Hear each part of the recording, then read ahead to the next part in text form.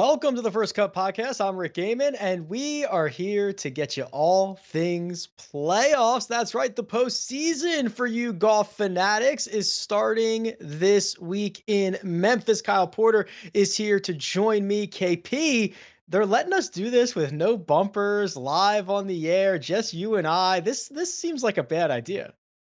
Well, it's a terrible idea. I mean, yesterday we went like 10 minutes on Michigan State wide receivers on a professional golf podcast. So who knows what we're going to come up with today? But fun week into the season. We've got a lot to talk about. We've got a lot to sort of try and figure out. I think there's a lot of interesting storylines. You get different storylines always entering the playoffs, and I think we've got a lot to kind of break down and discuss today.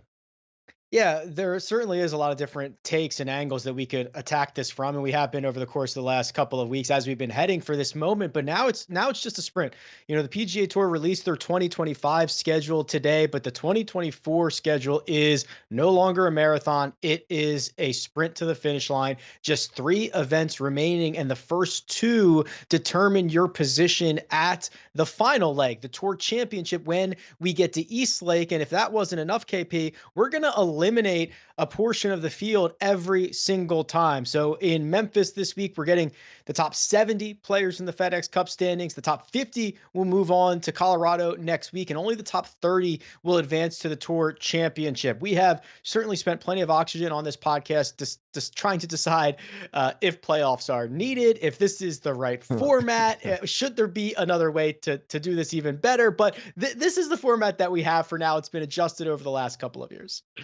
Yeah, I think one interesting thing to note about that breakdown is it doesn't just affect these playoffs, right? It's not just for uh, qualifying for the BMW Championship and getting to the Tour Championship where there's whatever the number is, 50 million, 60 million dollars available. There's 100 million overall for the playoffs. I can't remember exactly what the Tour Championship final 30 breakdown is, but that top 50, and especially the top 50 is a reference point for what we're going to see next year for 2025, because the top 50 in this year's FedEx Cup playoff, or in the FedEx Cup standings, get into the signature events for 2025, which we just saw the schedule released today. We know what those signature events are. We know where they're going to be. And there's some exemptions there. There's some, hey, if you're in the top 30 in the world, if your name is Tiger Woods, if you're, there's a bunch of different potential qualifying exemptions. But for the most part, this top 50 is pretty meaningful for not just the last 2 events of this year, but also getting into next year as well. Is there another sport comp out there where in golf, so much of what you do now dictates the opportunities that you're going to have in the future? It's not like if the New York Yankees win the 2024 World Series, they don't start 10-0 in 2025. You know, everybody starts at 0-0 on opening day again. But in golf, a lot of what we're going to see in the future is being determined right now. I'm not sure there's another great comp for that. Well, I think it's the drafts, like the NFL and NBA draft, right? We talk about, and it's almost the inverse of it, because in those sports, when you're bad, you get a top pick. Well, in golf, when you're good, you get into the best event. So that is a little bit of the that's the only comp I can think of off the top of my head, Rick, that would kind of match up with sort of what you're talking about. Yeah, I'm trying to think. I mean, even in tennis, which is another individual sport, and this certainly stretches my lack of tennis knowledge, Novak Djokovic, I'm sure that he is in whatever event that he wants next year because of his, career arc and what he has done this year. But do you have to qualify for every single tennis event? I really don't know. Well, is it? I'm with you. I don't know either, and I think the point there is, like, we get so wound up about these very obscure, in the weeds type things in golf, and then you look at another sport. Like, I follow tennis like a normal sports fan, and I don't know how they make up the fields, And so I think it's almost a tell of, like, most people who follow golf. They don't know how the U.S. Open field is made up. They don't know how the Memorial Field or the Pebble Beach field gets put together, which I think is a really interesting thought when you consider for you and I how much oxygen, like you said, and time and energy we spend yelling about this stuff. Yeah, probably certainly too much. Now, the way that we run from here, so all year long we had one FedEx Cup points distribution list. Basically, if you win a regular PGA Tour event, you get 500 points. There are some tweaks that are made for signature events or for opposite field events, but throw that all out the window because we're rocking a new point system starting this week where everything gets quadrupled, KP. And the interesting thing about that is once you've made it to the dance, once you're in the top 70, you have a chance to make a run at this. And you might not overtake Scotty Scheffler or Xander Schauffele and have the lead starting the Tour Championship, but you can certainly do what we've seen Billy Horschel do, what we've seen Lucas Glover do, what we've seen other guys do, significantly improve their position and give themselves a realistic chance of winning the Tour Championship. Yeah, I mean, we saw this with Glover last year. I'm glad you brought up Horschel. We talked about him yesterday on the First Cut podcast back in 2014. After the first, so back then there was 4 playoff events, and after the first one, he was 82nd in the standings. I think it was top 100, moved on to the next one, and then kind of moved on from there, similar to what we have now. But he was 82nd. He finishes T2 in the next event, and then he wins the next event. I think it was the BMW, and then he wins the Tour Championship and the FedEx Cup. And so it's certainly not something that happens often. But I'm curious, Rick, I'll throw it back to you. Is there anybody that is, obviously there's nobody that's 82nd because we've already cut the group down to 70, but is there anybody in that? I know we're going to talk about players who can win this tournament specifically that are outside the top 50 later on in the show. But is there anybody outside the top, let's say 40, that you think has a realistic, not realistic, but that you would say, hey, this guy, if he gets a little bit hot like Horschel did, like Lucas Glover did last year, this guy could make a run at the FedEx Cup? Yeah, I'll give you 2 names. I think that Tom Kim is interesting. I believe he's 43rd Yep. this week. He has proven to have plenty of firepower. He went through a little bit of a slump, but he is really now starting to get back to what we saw. Remember when he won, twice in his first handful of starts? He was coming off that President's Cup. I mean, stock was at an all-time high on Tom Kim, and we're actually starting to see some of the metrics get back into that range. If he goes out and finishes inside the top 3 at TPC Southwind, improves his position, maybe he wins this week or next week. I think that he gives himself a realistic opportunity when he does get to East Lake. And then a little bit farther down the board, I don't think that he's going to hoist a FedEx Cup, probably at any point in his career. But Eric Cole, who is a rookie of the year, who went through a miserable stretch of golf in 2024, is starting to get back to that 2023 version of himself at the right time. And he had another top 10 last week that just quietly flew under the radar. So I don't see our FedEx Cup champion being Eric Cole, but I see him improving his position as we get going over the course of the next week and a half, 2 weeks. Yeah, you and I both love Tom Kim as it relates to sort of this part of the season and where he's at and how kind of undervalued I think maybe he is right now. I think this is a hard question because you're not looking at somebody like a Mark Hubbard, right? Who I believe he's like 65th or 64th or something like that, who is down there because that's kind of, he's bumping up against maybe not his ceiling, but getting close to it.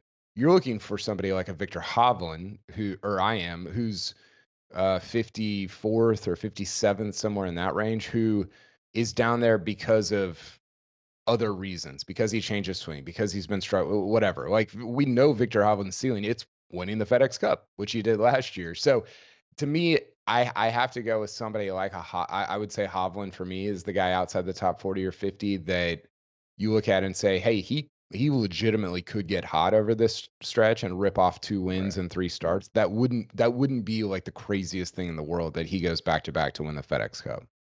Yeah, he hasn't even sniffed his ceiling at all this year, and there's still plenty of juice to squeeze out of that. So it'll be TPC Southwind this week. It is in Memphis. The forecast is hot and humid. Guys are going to be sweating through their pants, KP, and this is a golf course.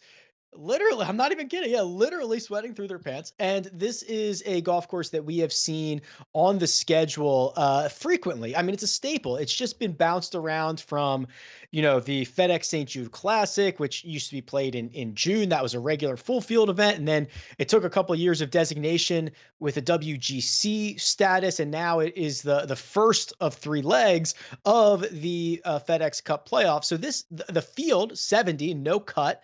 And the strength of the field, it does look a lot like those WGCs that we have seen this golf course host in the past. Yeah, and I think what's interesting about events like this that have been played at the same golf course for such a long time. Now, obviously, this specific event, the playoff event, has only been played there twice, but there's been a PGA Tour event there for quite a while. Is you get the repeat like good players, right? You get guys where you have a history of like, oh, this guy plays well at this golf course. Justin Thomas is a name that has stood out as I've been kind of looking through the numbers this week, where you look at JT and you think, he's been, I guess, better than last year, but still not great JT. This is legitimately a week where he could play very well just because the floor has been raised from last year, but also his history at this golf course is really solid. Like we talked about this yesterday, it's really, really good. So I think is it a fascinating, interesting golf course? Not necessarily, but I think it is from the standpoint of you get some history, some development over time of like, oh, Rory McIlroy plays really good golf here. Sahith Theegala plays very good golf here, according to the Rick Run Good newsletter that I read this morning. So I think it is actually pretty interesting from that standpoint. In a way that, some of these playoff events that move around, like next week at the BMW, we have no data on how guys play at that golf course in Colorado. Right. So I do think it provides some intrigue and some projections, I guess, from that standpoint. Yeah, so what Kyle's referring to is we're going to Castle Rock next week, which I believe the last time it was on the PGA Tour schedule was 2006. So none of the guys that will be playing next week have played Castle Rock, at least in maybe Adam Scott. Actually, you know what? Maybe Adam Scott. That's a good call. Adam Scott might be the only guy. It's I think it's 8,100 yards on the scorecard, but at altitude, it's gonna play a lot shorter than that. Don't worry about that too much, KP. And it is also worth noting that our defending champion, Lucas Glover, not here to defend. He did not make the FedEx Cup playoffs. He finished 77th. And then to put a bow on, so I feel like I'm at the end of the show doing the errors and the updates, but to put a bow on Justin Thomas, for those who were wondering what KP might have been mentioning, did not make the FedEx Cup playoffs last year. So the fact that he's even in this year, despite not having his best 2024, certainly an improvement over his 2023 campaign. We're going to see who is a potential lock for Colorado and who is going to try to punch their ticket to the Mile High City. But first, we're going to take a quick break.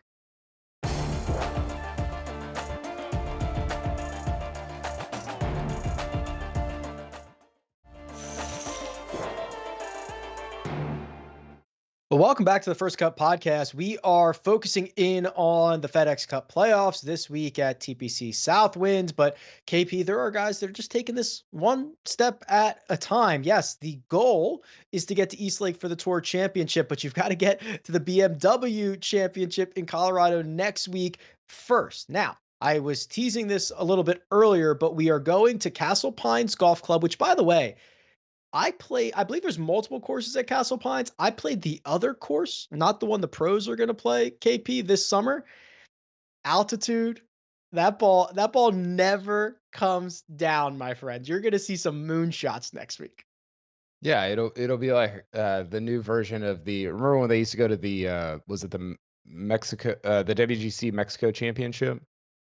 Yeah. And you'd be like, well, Rory's hit like 2 drivers this week because he can't keep it on the planet. It's a interesting sort of wrinkle into golf that we don't normally see, which it's confusing. Castle Pines Golf Club in the city of Castle Rock. Is that how you say it? I think that's right. So Castle Rock, as far as I remember, is outside of Denver-ish. It's kind of in that Englewood, Cherry Hills, Cherry Creek region. But I believe it is Castle Pines Golf Club. But within that, I think that there are multiple courses at Castle Pines. Sure. Why not? Normal stuff Yeah. as Yeah. usual. I gave this away a little bit, but 2014 was the last time the BMW Championship went to Colorado. That was at Cherry Hills. Do you remember who won that? That was, well, that was Billy Horschel. That was Billy Horschel. That's right. He would go on to win the Tour Championship as well and win the FedEx Cup. So, yes, correct. Kyle Porter, he is on a roll. Now, only 50 spots are going to advance, and there are a couple of notables right outside that marker right now. We talked about a few of them, but Eric Cole starting to have a good year. KP, he's 54th. Justin Rose, a little bit of a resurgence. He's 55th. And then, of course, the big one here on the outside looking in would be Victor Hovland, who gave a very transparent response in his presser yesterday about what has gone wrong in 2024. And he essentially boiled it down to saying he wasn't thrilled with the shot shape that he had. He wanted to see a little bit more of a draw, or excuse me, of a cut.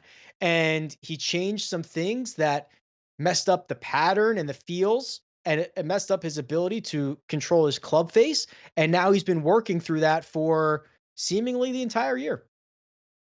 Yeah, I said this to you yesterday. I really appreciated his transparency in, God, that take that we're showing clips right now. That takeaway is just crazy. Like it looks very DJ like, but I appreciated his transparency because a lot of times you get these guys that are up there trying to explain what they're doing, and they do it in language that they know that people like you and I are not going to understand, and so it's almost like a way to say what's wrong, but without really giving it away.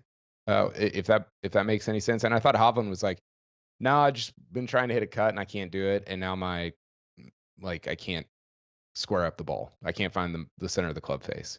You're like, "Oh, brother, I understand. I understand that one. Like Yeah. I get all that." So Sean Martin tweeted out I think it was a quote from the same press conference, but today about how Hovland said, I don't know when it's going to click." And I think people thought, and I think Hovland might have thought, hey, it clicked at the PGA Championship. He finished his third. He had a legit chance to win that event with Bryson and Xander involved coming down the stretch. Clearly, it has regressed a little bit, not a ton, but a little bit since then.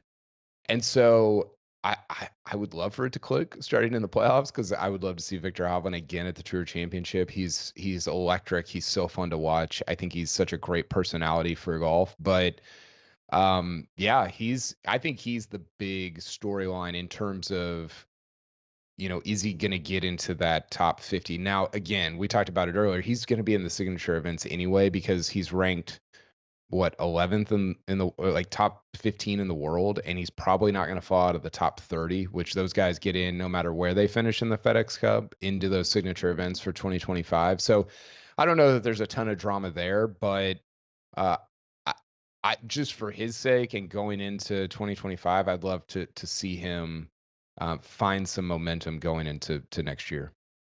Yeah, I know he wants to defend his FedEx Cup. You don't want to sit at home watching somebody win the FedEx Cup that you snapped up last year. And in fact, if Victor does not improve his position inside the top 50, this entire playoff run will not have a defending champion in any event, which I imagine has never happened before. So we will keep an eye on that. Victor Hovland, currently the 7th best player in the world in the OWGR rankings.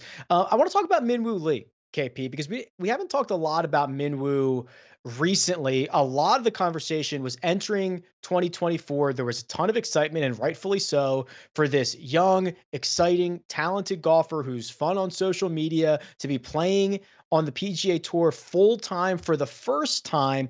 And it maybe hasn't gone the best for him. He has a couple of runner-up finishes at the Cognizant Classic. That's the event that used to be called the Honda. He had another runner-up at the Rocket Mortgage. He's playing a little bit better as of late, but it's just been a lot of good not great finishes for Minwoo, and he currently sits 62nd. So he is going to have a decent week to get himself into the top 50. I think I love Minwoo, and I would love nothing more than for him to win a couple of these events. It would be awesome. He's such a golf needs more characters. He's a great character. He's like fun to talk to and be. He's great.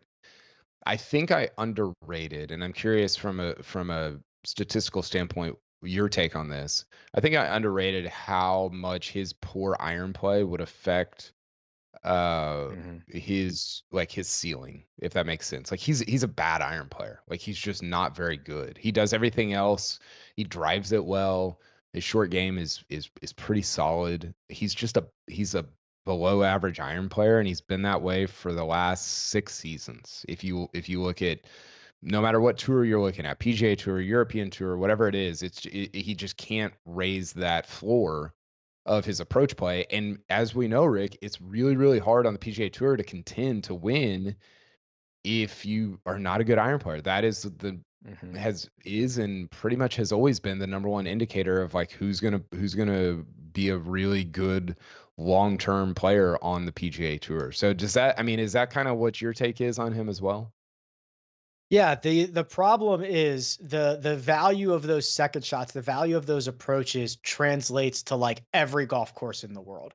And Yeah. when you have a built-in floor there, it goes really well. Now he has to overcome his ability, or his peers picking up shots on him there, and he has to do it with the putter, which is the most volatile part of any golfer's game, or with the driver. And there are just some weeks where, hey, he might not drive it well. He might hit one OB. It might not be a golf course where he can extend himself. So he's just kind of and you look at where his wins are. I mean, or excuse me, where his better finishes are, like Rocket Mortgage. Yeah, that makes sense. He can kind of just bomb it around there without much concern for accuracy or anything like that. So it does make sense. I imagine he's going to put a lot of work in this offseason and see if he can button up that aspect of his game, because it would open up a lot of great options for him.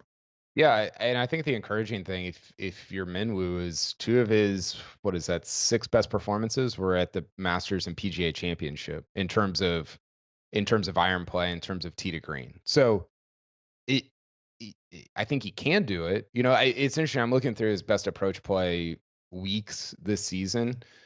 Number one, Cognizant Classic. That was his best approach play week of the season. Where did he finish? T2.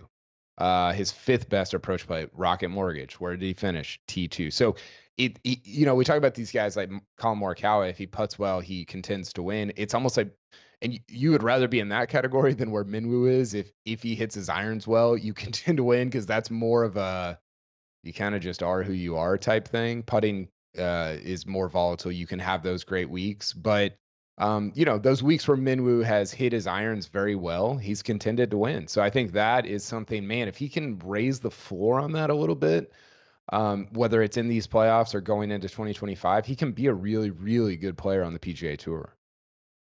What I find so interesting about this event and this time of year is you've got guys that are surging to the finish line. You've got guys that are kind of leaking oil as we get there. And I want to talk about Max Homa real quick here, Mm. KP, because I believe for the first time in a long time, he is not going to improve on the previous year's version of himself. He has lost the driver. He has lost strokes in that category in 9 straight events. He has not been able to make it up in the other facets of his game. And since the Masters, where he finished T3, great week, just one other top 20 finish. That was a T8 at the Wells Fargo, a place he also has played well at in his career. But this is not a good time for Max Homa to be playing some of the highest leverage events that we have on the tour. Yeah, and I think, a couple things here. After that Masters performance, you kind of thought, oh, okay, like this is the next step. This is the continued evolution of Max Homa, and then it's kind of fallen off from there, right? And the thing that he said at the Open Championship was expectations are a hell of a drug, and I think his point in saying that was, I think he has and always will struggled with his expectations of himself, of knowing like, hey, I've done all this other stuff. I played well in a Ryder Cup. What I haven't done is taken it to the next level at the major championships. And so then you do it at the Masters, and all of a sudden, okay, there's your new baseline. Max Homa contends in majors. And that can be like, if that is your North Star, and I'm not saying, I haven't talked to him, and I'm not saying this is his North Star, but if that's your North Star, that's a treadmill it's really, really hard to keep up with that. And I think he just mentally has gotten a little sideways. I don't think it's like a long-term, hey, Max Homa is not good anymore type deal, but I think a good mental reset this offseason will be helpful for him. Yeah, some of these guys need a couple of weeks off to get everything mentally and physically in order, but no rest for the weary just yet. We're going to look up the standings and see who has their ticket punched to the Tour Championship and those who can position themselves for a run at that $18 million top prize. We're going to continue this conversation after a quick break.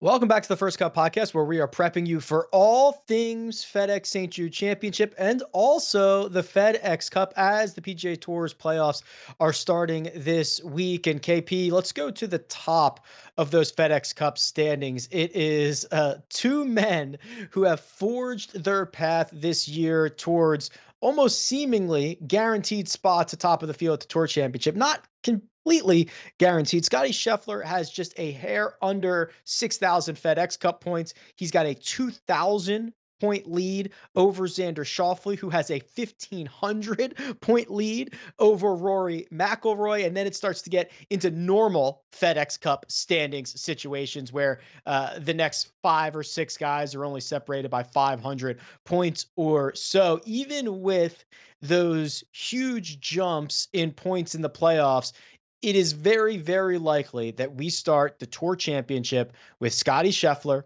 at 10 under par and Xander Schauffele at 8 under par.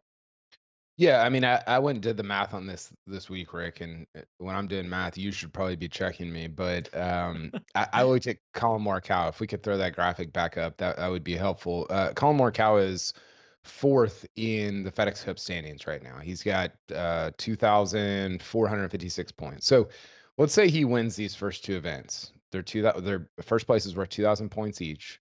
So he would get to 4,456 and then 6,456. So he would have 6,456 points going to the Tour Championship. All Scotty Scheffler would have to do, Rick, to maintain his lead over the 4th place guy winning both of the first 2 events is to finish like T8 and T10 in those 2 events. And then he would still maintain that lead over somebody like a Morikawa going to the Tour Championship.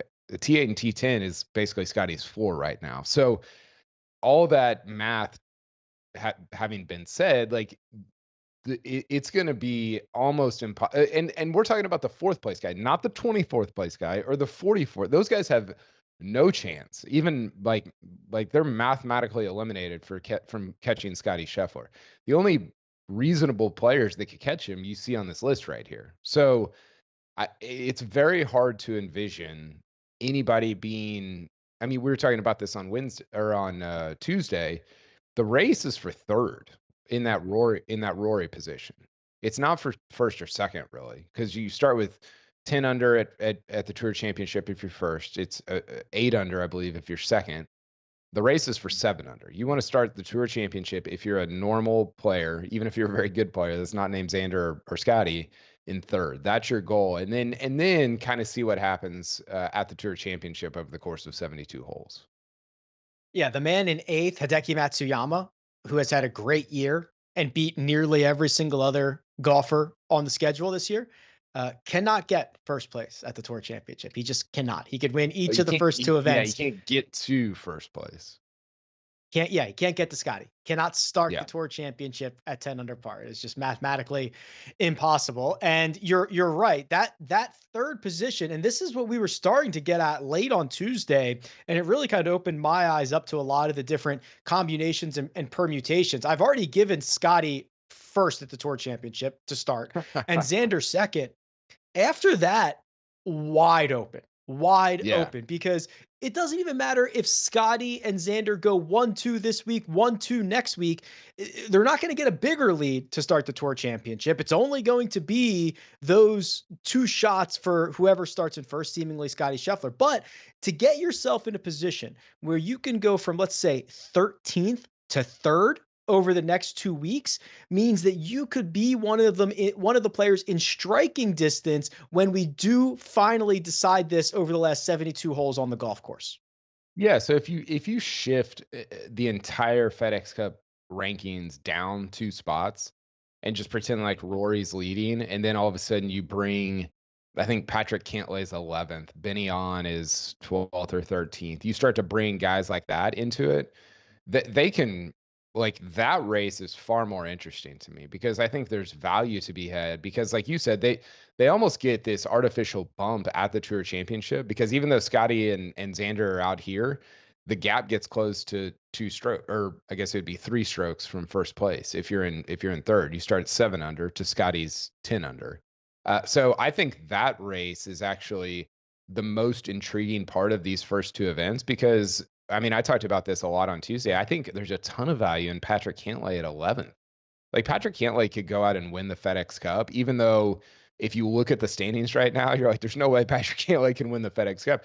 As long as he gets to third or even fourth or fifth, then he's like kind of in the conversation at Eastlake to win that Tour Championship and obviously automatically win the FedEx Cup. Right. If it was strictly based on points, very few guys would have a chance. But because we're gonna exchange those points for starting strokes when we get to Eastlake, there are a lot more guys who have a chance. So let's put this into perspective a little bit. Xander Schauffele's lead over Rory McIlroy is 1,500 points. So the gap between second and third is 1,500 points. The gap between third, Rory McIlroy, and golfer number 49, Will Zalatoris, is also 1,500 points. That's crazy. And we didn't even talk. You didn't even throw Scotty in there. Right. And then Scotty's 2,000 ahead of that. which Which is just is, which is just bonkers. yeah, it is bonkers. I mean, the lead from Scotty to Rory is bigger than the lead from Rory to me, right? The Like a lead lot from bigger. Scotty to Rory is 3,500 points. And yes, as long as you have more than negative 1,000 FedEx Cup points, which at this point, Kyle, you have 0, which is more than that. So yes, you and I are closer to Rory To Rory McIlroy in the FedEx Cup than Rory is standings to Scotty. as Rory is to Scotty. That's right. Yeah.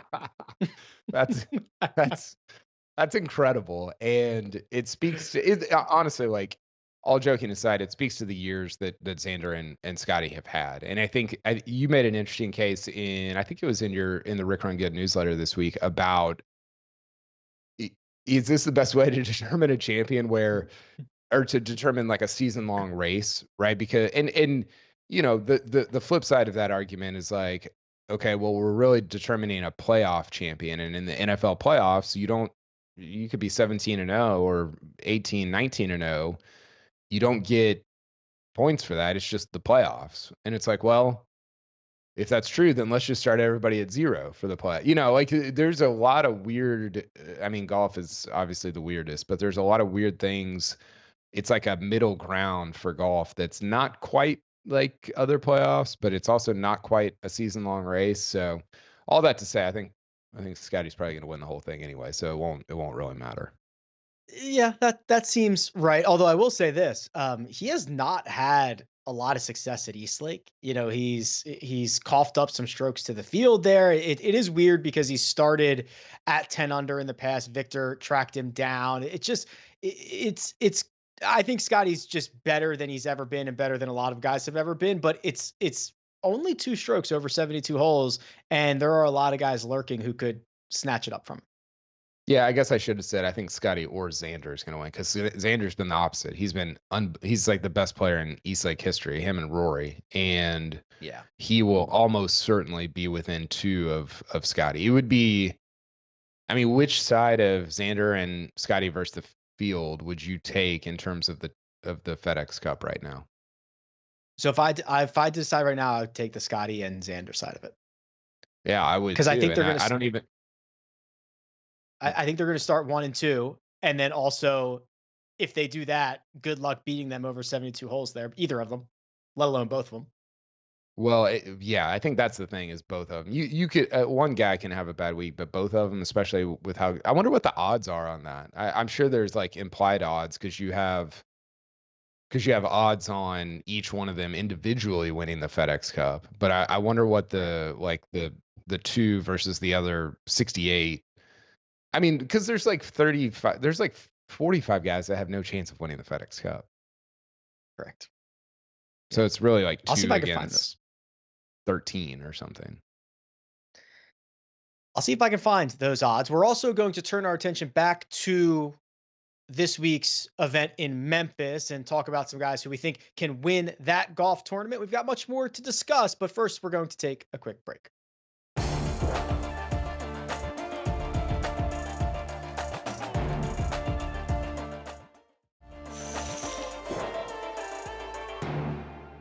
Welcome back to the First Cut Podcast, live on CBS Sports Network. KP, I did a little bit of homework during the break there, and I am happy to alert you that the implied odds for either Xander Schauffele or Scotty Scheffler to win the FedEx Cup is approximately 75% of the time. Wow. Now, I did not So dejuice these high. odds. I did not dejuice these. So let's call it 65% of the time. But Scotty Scheffler is minus 120 to win the FedEx Cup. So he is already, that implies over 50%. Xander has the next shortest odds at 4-1. That's about 20% of the time. Again, these are not dejuiced or anything like that, but it's definitely over 50%. Yeah, and we're looking at the odds for this week at the St. Jude, and you kind of get a sense of why the overall FedEx Cup odds are so short, right? Because Scotty's plus 330 to win, Xander's plus 800 to win. This is just this week, and if one of them, I mean, again, we've talked about it. There's no way they're not gonna, almost no way they're not gonna start first and second at the Tour Championship. I would want to be on the Xander side of things, Rick. I would not want to be at those numbers. I would not want to be on the Scotty side. I'm like you. I would take either versus the other 68 guys. But if you made me pick between the two, I would want Xander at potentially at this tournament this week, at the plus 800, but definitely at the overall FedEx Cup odds sheet. Yeah, I tend to agree with you. Let's turn our attention to this week in general, though. I'm going to need a winner and I'm going to need a sleeper out of you. I've got mine in mind. Let's start with the winner of this week's FedEx St. Jude Championship.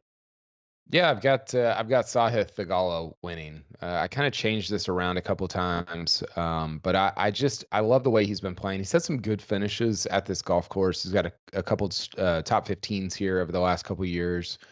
I think he's gonna make a little run in these playoffs. He's had such an electric year. He's on the cusp of making his first national team, the U.S. team for the President's Cup. So I'm pretty fired up about Sahith. I think his course history here is very solid, and I'm excited to see him or see what he can do at TPC Southwind this week.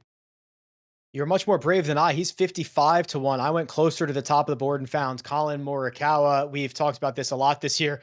Best player in the world without a victory. And he's doing it in a very Colin Morikawa-esque way. I think when you look at TPC Southwind, the ability to play out of the fairway and not have to battle that kind of unpredictable 3-inch Bermuda is going to be an asset. And then he's the best second shot player in the world who recently fixed his putting. So there's a lot of good things to like about Morikawa, but he is much, much shorter than Sahith. He is 12-1. Then if Sahith is your pick to win, I'm going to ask you for a sleeper. The way we defined this, KP, was outside the top 50 in the FedEx Cup standings. Who did you find there? Well, this guy probably actually has shorter odds than my winner, but he is outside the top 50, whereas Sahith is not. But I've got Victor Hovland to win. You know, we were talking earlier about it's about ceiling, right? And you look outside the top 50 in the FedEx Cup right now, and there there's just not a lot of guys that are that far away from what I would say their ceiling is. Spieth, you could argue, but he's kind of a mess right now. You could argue that Hovland's a mess, but I'm actually encouraged by the way he talked through his struggles on Tuesday. That sounds like a weird thing to be encouraged by, but I think he's just very aware of what is going wrong and I think he's on the right path to fixing it, and I think that, you hear some guys and they're like, man, I went on all these wrong paths for so long before I got back to where I needed to be. And I think Hovland is close to getting back to where he needs to be. And his ceiling is the highest to me out of all those guys outside the top 50. Yeah, and I think that once it does click, that's what'll happen. It'll just click and he'll be fine. He's just got to get that kind of switch in his brain to go in the right direction. I went with Eric Cole. Again, I don't think Eric Cole's going to win the FedEx Cup, but I think that Eric Cole has been putting together a bunch of really well-rounded starts as of late. And when you start gaining strokes in all four major categories, it's one of the best predictors that we have about future success. Not a lot of guys are able to do it. Eric Cole has done that recently, and he's got to make a move if he wants to get to the BMW Championship. And so does Victor Hovland, who would be potentially defending next week. Scotty versus Xander has been the story all year long, and as we get to the finish line, it remains the story. We've got more conversation to have about the FedEx Cup playoffs, but first, we're going to take a quick break.